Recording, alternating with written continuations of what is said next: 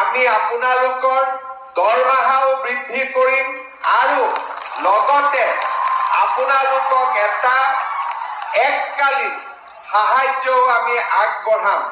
অৰ্থাৎ এবাৰতে আপোনালোকক এটা পুঁজি আমি আগবঢ়াম যাতে ঘৰৰ কাম কাজ ল'ৰা ছোৱালীৰ পঢ়া শুনাৰ ব্যৱস্থা ল'ব পাৰে আৰু লগতে 1 অক্টোবৰৰ পৰা আপোনালোকৰ দৰমহাও আমি যিমানখিনি পাৰো সিমানখিনি আমি বৃদ্ধি কৰিম যাতে আমাৰ কাৰ্বি আংলঙৰ লগতে অসমৰ অংগনবাদী কৰ্মী আৰু সহায়িকা বাইদেউসকলে তেওঁলোকৰ দৰমহা বৃদ্ধিৰ বাবে আমাৰ চৰকাৰক অনুৰোধ জনাই আহিছিলে।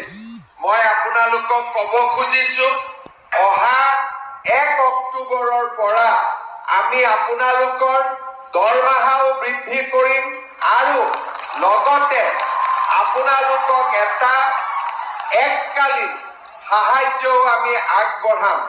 অৰ্থাৎ এবাৰতে আপোনালোকক এটা পুঁজি আমি আগবঢ়াম যাতে ঘৰৰ কাম কাজ ল'ৰা ছোৱালীৰ পঢ়া শুনাৰ ব্যৱস্থা ল'ব পাৰে আৰু লগতে 1 অক্টোবৰৰ পৰা আপোনালোকৰ দৰমহাও আমি যিমানখিনি পাৰো সিমানখিনি আমি বৃদ্ধি কৰিম যাতে আমাৰ অংগনবাদী কৰ্মী আৰু সহায়িকাসকলৰ পৰা অলপ হ'লেও তেওঁলোকৰ মনৰ দুখ আমি যাতে কমাব পাৰো।